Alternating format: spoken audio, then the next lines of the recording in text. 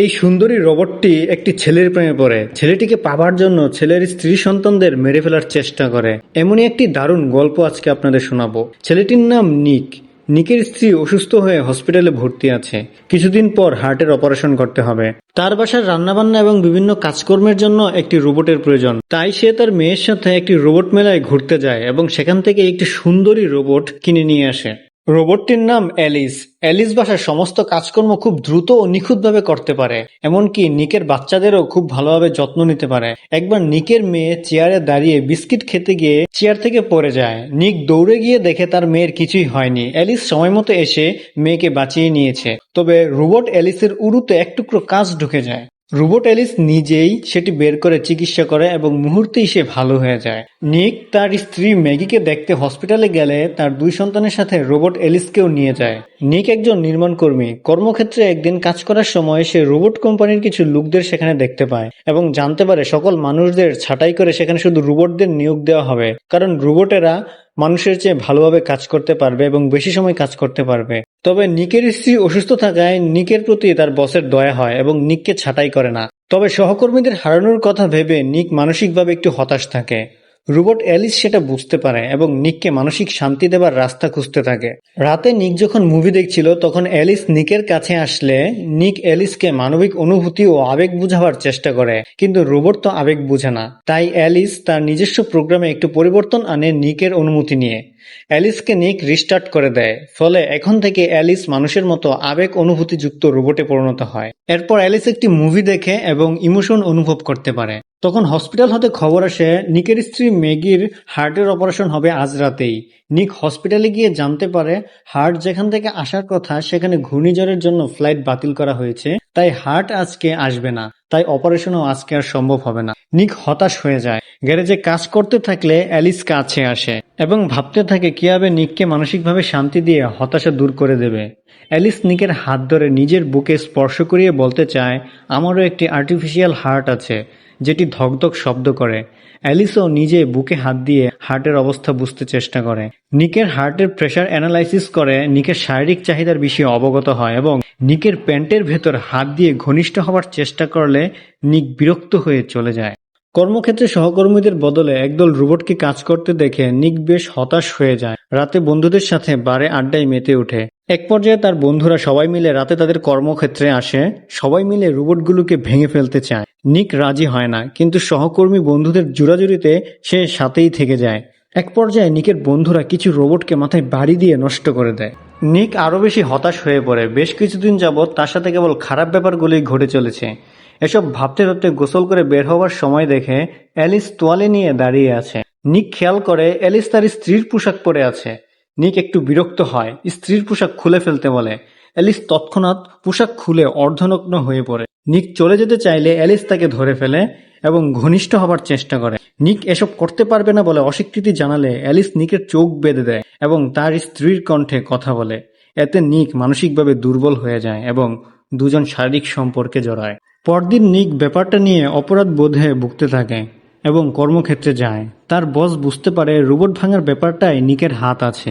এই বলে নিককে শাসাতে থাকলে হসপিটাল থেকে জরুরি ফোন এসে জানায় তার স্ত্রীকে হার্টের অপারেশনের জন্য নিয়ে যাওয়া হয়েছে। তখনই নিক হসপিটালে চলে আসে। কিছু রোবট ডাক্তার হার্ট ট্রান্সপ্লান্টের অপারেশন করে। স্ত্রী সুস্থ হয়ে বাড়ি চলে আসে এবং স্বাভাবিক জীবনযাপন চলতে থাকে। পরদিন নিকের স্ত্রী ম্যাগি রাতের খাবার রান্না করলে সবাই বেশ প্রশংসা করে। ফলে রোবট অ্যালিস একটু কষ্ট পায় এবং প্ল্যান করে সিঁড়ির রেলিং দুর্বল করে রাখে। এতে ম্যাগি সিঁড়ি বেয়ে নিচে নামার সময় পড়ে গিয়ে ব্যথা পায়। ম্যাগির মন ভালো করার জন্য নিক ক্যান্ডেল লাইট ডিনারের আয়োজন করে। এই দৃশ্য অ্যালিস দূর হতে দেখে এবং হিংসের আগুনে জ্বলতে শুরু করে।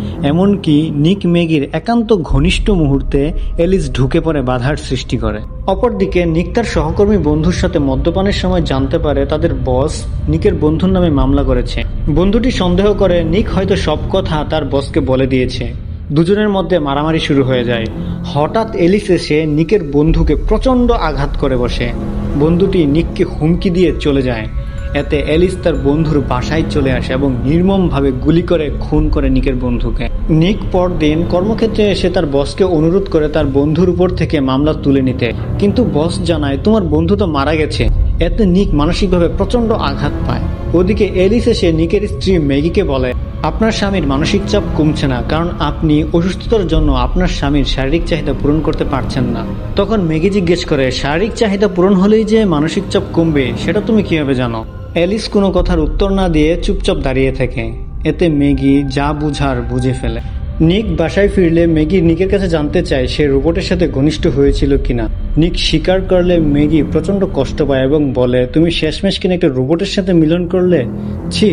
তখন ম্যাগি প্রচন্ড ঝগড়া শুরু করে এবং এই দৃশ্যগুলো অ্যালিস দূর হতে দেখে এবং ম্যাগির উপর বিরক্ত হয়। তখন রোবট অ্যালিস চিন্তা করে নিক এই পরিবারের জন্য সবসময় মানসিক চাপে থাকে, তাই এই পরিবারটাকে ধ্বংস করে দিতে হবে। তখন অ্যালিস তাদের ছোট বাচ্চাটাকেই মেরে ফেলার জন্য বাথরুমে নিয়ে যায় এবং বাথটাবে শুয়ে পানির কল ছেড়ে দেয়। এই দৃশ্য নিকের মেয়ে দেখে ফেলে এবং নিককে জানিয়ে দেয় যে রোবটটি তাদের বাচ্চাটিকে মেরে ফেলছে। তখন নিক ও ম্যাগি এক দৌড়ে ছুটে আসে বাচ্চাটিকে বাঁচাতে, কিন্তু অ্যালিস দরজা শক্ত করে ধরে রাখে। ম্যাগি বাড়ির বাইরে দিয়ে জানালা দিয়ে ঘরে ঢুকতেই অ্যালিসের সাথে মারপিট শুরু হয়। এদিকে নিক দরজা ভেঙে ভেতরে ঢুকে পড়ে।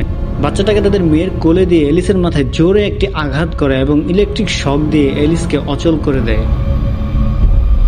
ম্যাগি বাচ্চাটাকে দ্রুত হসপিটালে নিয়ে আসে চেক আপ করাতে, আর নিক মদের বারে চলে যায় রিল্যাক্স করতে এবং অ্যালিসকে পাঠিয়ে দেয় রোবট কোম্পানির কাছে। তারা অ্যালিসের মাথা হতে মেমোরি বের করে প্রোগ্রামিং চেক করতে থাকে।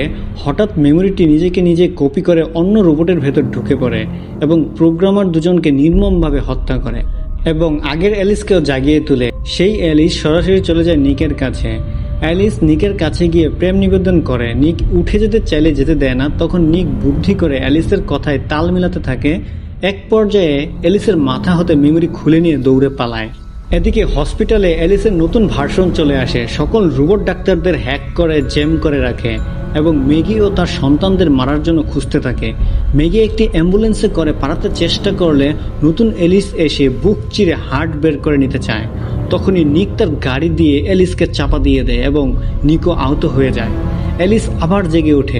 একটি ধাতব টুকরা দিয়ে মেয়েকে মারতে চাইলে নিক উঠে এসে মাথায় বাড়ি দেওয়ার চেষ্টা করে। সাথে সাথে ম্যাগিও ওই ধাতব টুকরাটি অ্যালিসের মাথায় ঢুকিয়ে দেয়।